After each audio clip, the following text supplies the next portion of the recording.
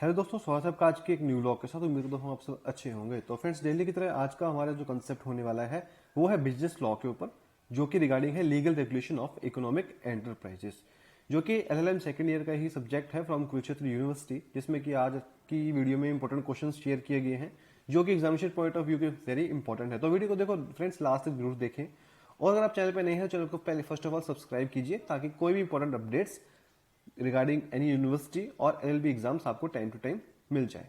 तो वीडियो को लास्ट तक जरूर देखें ताकि आपको यूनिट 1, 2, 3, 4 के ऑल इंपॉर्टेंट क्वेश्चंस आपको इजीली आप देख सकें। तो सबसे पहले हम बात करते हैं अकॉर्डिंग टू टाइटल वाइज। हमने इसमें टाइटल जो लिया हुआ है वो है कुरुक्षेत्र की यूनिवर्सिटी की जो बुक्स इशू की जाती हैं, उसको ओपन करके आप देख सकते हैं। जो टाइटल है उस पर चैप्टर वाइज दिया होगा। तो हमने यूनिट वाइज और साथ में टाइटल वाइज भी आपको इंपॉर्टेंट क्वेश्चन दिए गए हैं ताकि आपकी कन्वीनियंस के लिए आपको कोई प्रॉब्लम ना हो।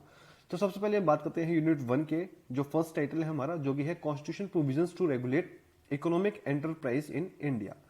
तो इसके सामने फ्रंट में आप देखेंगे 3 क्वेश्चंस दिए गए हैं बुलेट में, जो कि इंपॉर्टेंट क्वेश्चंस हैं, जो कि रिपीटेड हो चुके हैं ऑलरेडी लास्ट ईयर पेपर्स में। तो आप इसको नोट डाउन कर सकते हैं।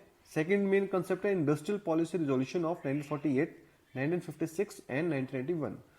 तो इसमें से जो मेन क्वेश्चन आए हैं वो आया हुआ है आपका right a note on industrial policy resolution. Second is discuss the main objectives of industrial policy resolution of 1991। इसका थर्ड मेन हेडिंग है यूनिट 1 का, industrial development and regulation act 1956।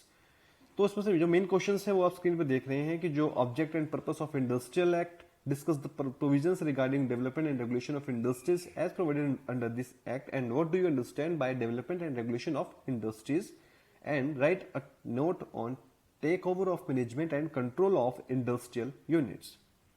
Last main heading है development and prospects of consumerism in India, जिसके front में आपको देखेंगे 2 bullet points में question दिए गए हैं। That is the right note on consumer protection and consumerism in India, and the next is explain the following, that is the prospects of consumerism in India and industrial policy resolution of 1991. Now अब हम चलते हैं unit 2 के ऊपर।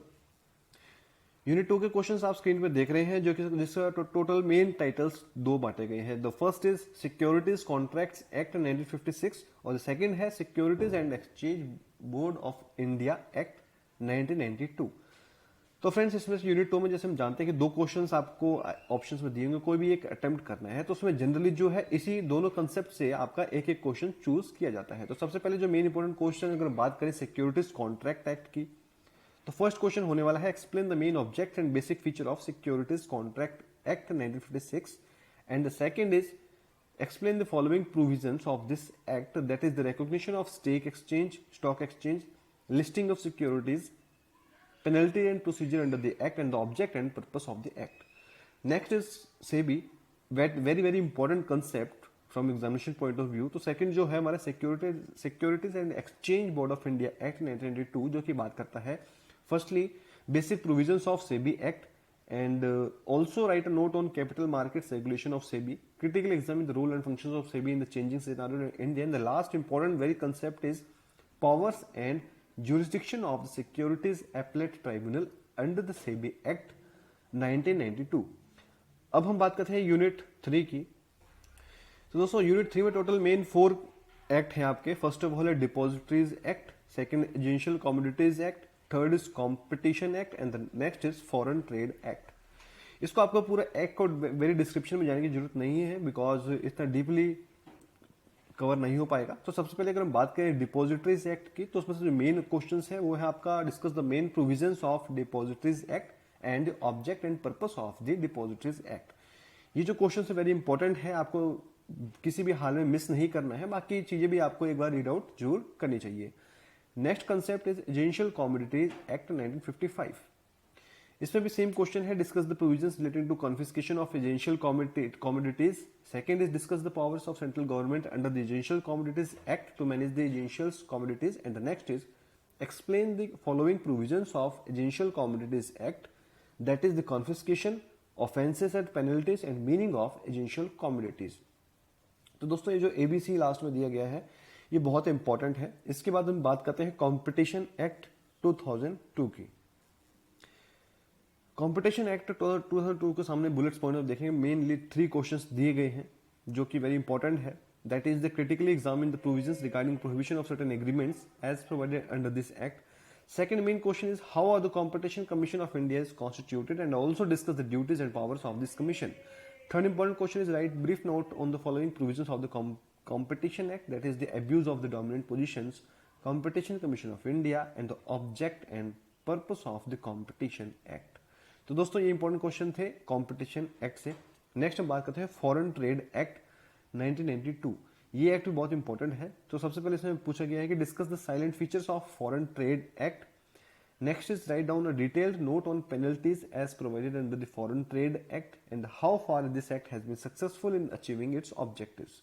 And the last option, main question of this unit is discuss the provisions regarding import and export as provided under the Foreign Trade Act 1992। अब हम बात करते हैं यूनिट 4 की। यूनिट 4 के टोटल मेन 2 हेडिंग्स है जो कि आप स्क्रीन पे देख रहे हैं। तो फर्स्ट है फेमा एंड सेकंड है insurance regulatory and development authority act. तो सबसे पहले हम बात करेंगे फेमा की, फॉरेन एक्सचेंज मैनेजमेंट एक्ट 1989 की। तो उसमें से जो मेन क्वेश्चन है वो है who are authorized to manage the foreign exchange under the foreign exchange management act. Discuss about the authorized person. And the second is write down a note on penalties given under the Foreign Exchange Management Act 1999. Next concept is Insurance Regulatory and Development Authority Act 1999। तो इसमें से जो main question है very very important है, आपको किसी भी हाल में मिस नहीं करना है बिकॉज ऑलरेडी 2-3 टाइम्स पूछा गया है। Discuss the powers and functions of insurance regulatory authority.